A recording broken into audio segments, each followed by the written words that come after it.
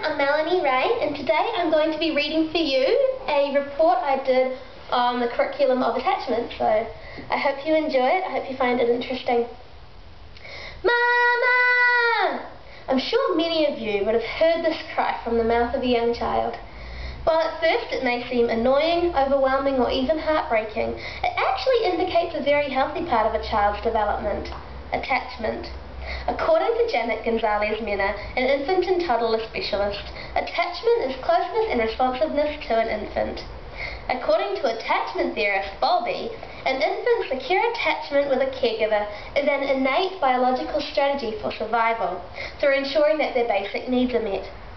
Maslow's hierarchy of needs backs this up by communicating the idea that physical and emotional needs must be met first, before progressing to building relationships, knowledge, and self-esteem. Having a secure attachment with at least one adult is crucial for an infant, as early interactions and relationships affect the development of the infant's brain, and this is emphasized by specialists McCaleb and McKyree Wallace. Without a secure attachment, important neural connections will either be broken or never form at all, impacting the infant for life.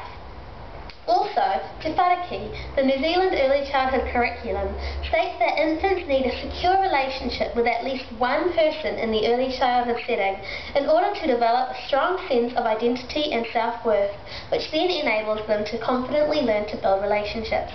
Rockall, a well-known New Zealand educationalist, states that when infants experience a secure attached relationship, their ability to learn is optimized.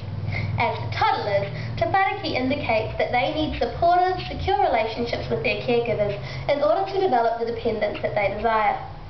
Janet Gonzalez-Mena and her research partner Aya believe that attachment leads to the development of autonomy and independence. This coincides with theorist Bowlby's idea of the caregiver being a secure base from which the children can safely explore and then return to as required. Infants and toddlers who experience secure attachments with their caregivers are more likely to feel at ease in their environment, making them more confident to learn, explore, and build relationships with peers. In my own work as an early childhood teacher, I have seen evidence of this time and time again. I therefore believe that a curriculum that is founded on the foundation, philosophy, and practice of attachment will provide the foundation for children to become competent and confident lifelong learners and communicators. And this is the goal of early childhood education as defined in Te Wharaki. So how do we promote attachment between children and the important adults in their life? Right now I'm going to unpack for you one key strategy that we use in early childhood practice that we believe encourages the development of positive, securely attached relationships between children and their adult carers. This strategy is called primary caregiving. Primary caregiving means assigning a specific teacher to each particular child who will cater to that child's needs as often as possible. This promotes consistency and continuity of care, which makes the child feel secure and more likely to build an attachment with their caregiver. In order for the primary caregiving system to be effective, the caregiver's approach needs to be consistently the same. They should follow the same routines and rituals each time they meet one of the child's needs. For example, if they usually pat a child to sleep, they shouldn't suddenly leave the child awake and alone in his cot. This could break the child's trust in their caregiver, as they become uncertain of which approach to expect. This is significant because in order for a secure attachment to form, a foundation of trust is required. This has been proven through the research of Gonzalez-Mena and Aya. Also, according to lifespan development theorist Erickson, the development of trust, or mistrust, is the first developmental stage in a child's life.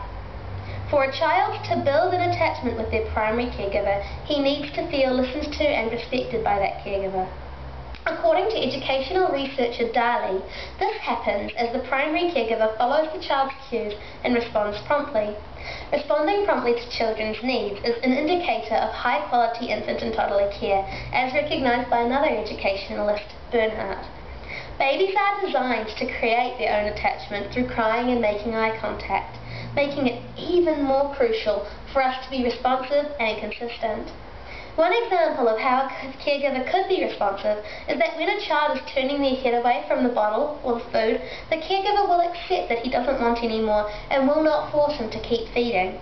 As early childhood practitioners, we also try to maximise on the time that we have with children while completing caregiving routines. Due to the busyness of the early childhood day, sometimes these moments of feeding, changing and putting them to sleep are the only chances we get to interact one-on-one with a specific child.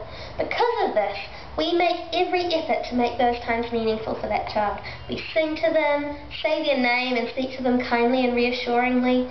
We touch them gently, make eye contact, and generally show the child through our words and our actions that they are special, loved and cared for. So next time you hear a young child yell, "Mama!" don't be alarmed.